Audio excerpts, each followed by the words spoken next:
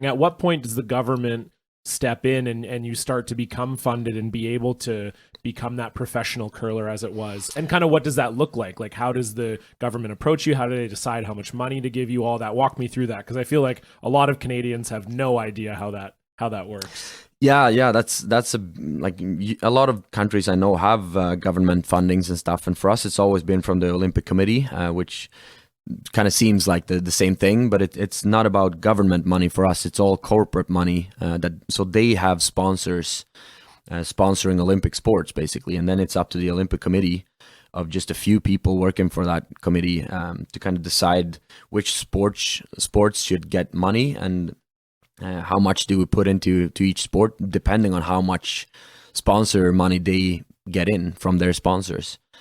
So for a few years there, like back in 2010 to 2014, they had a lot of money in the Olympic Committee, and we got like fully funded, which means we got all the traveling covered for. So all the expenses when we were out competing and traveling were covered. And then like a monthly, it's not a salary, but it's like a tax-free scholarship that you can get, just so that you can, like, instead of having to work on the side, or at least not a full-time job on the side, because there's so much traveling to Canada, especially in a sport like curling. You have to go to Canada like almost half a year. Yeah. So it wouldn't even be possible. Like the teams back in the days, like in Peja and Annette Norberg's teams, they had jobs on the side, and we could have part-time jobs. Definitely, we would have to step down a little bit from the Canadian curling and not travel and compete as much, but it would definitely be possible. And we've thought about that too, because that would give us a better situation financially. We would definitely earn more money if we had a part-time job along with the curling, because the curling itself has never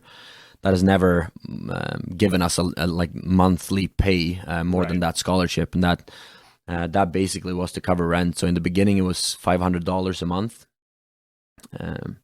Then we played with that for a couple of years, and then it jumped up to about $700 a month for a year or two, and then right before the 2014 Olympics, we had just less than $1,000 a month. And that year, when we went to the 2014 Olympics, we went up to what would that make? Like 15, or not even, like $1,350 a month.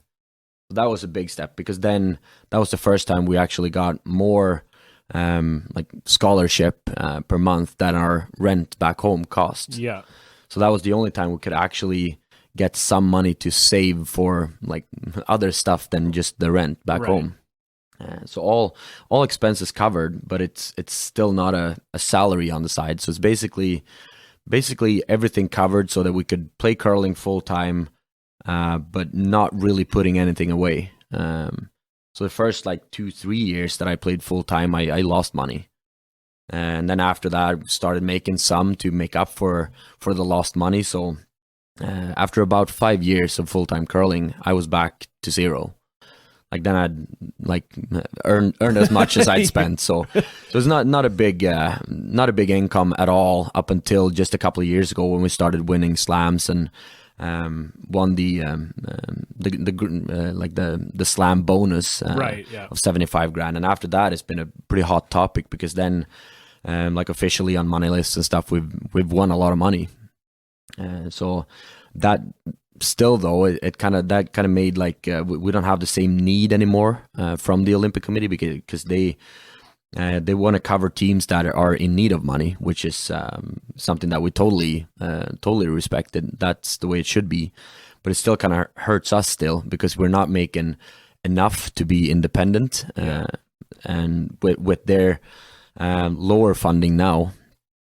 We need to spend all those winnings that we earned a couple of years ago, and we haven't really been able to like take that out as a salary.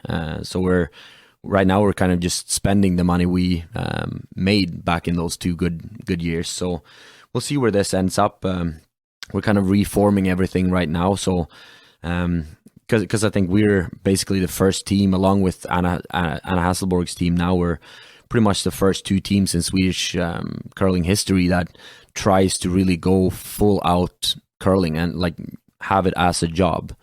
So with that in mind, and then the Olympic Committee their role has never been to cover everything. Like, it's supposed to be the sport association that covers main parts of the season for whatever sport you do, and then the Olympic Committee is more like an organization that can put in money where it's needed. So if you need like a coach but you can't really afford to pay one, they could be like putting in money into covering the coach's costs, or if you need a training camp, or if you need one extra trip to Canada because you qualified for something big like Players Championship or something.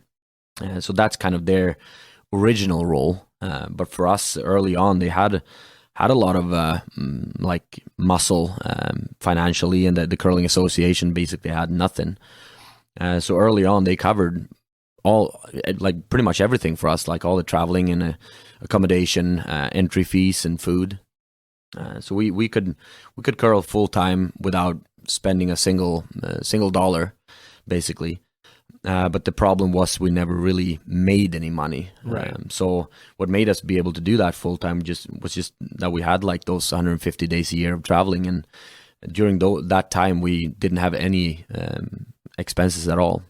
So pretty much the only thing we had to pay was the rent. That is always taken, obviously, but then we had that scholarship to cover that. So basically just like just covering every expense we had for the longest time. And then now in the past few years we've made more than we've spent, but then at the same time the need is not as big, so then the funding and the scholarship go down from the Olympic Committee, which is right. Like we agree with it, but it makes it tricky as well, because if we want to keep doing this for 10 years, we need that money. We need to have something in the bank account when we quit. Like if we quit at 40 and we don't have an education, Christopher's the only one that has an education in our team now. So if we keep going to 40 and we don't really have anything in our bank accounts, that would be a disaster. Like we would have to literally start from scratch. And if you want to start a family or buy a house, you can just forget it.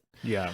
So we need to find a better way to handle these issues, and I think that progress has just started, because now the Curling Association in Sweden has to kind of find a way to get that money for full-time curlers now, and it's never been that way. So it's a tricky job for them too. They need to find a lot of new sponsors, and we need to find more sponsors, and we need to find ways for Swedish curling to get more money. So because the Olympic Committee can't cover all the expenses, especially now with two full-time curling teams that go to Canada like 150 days a year.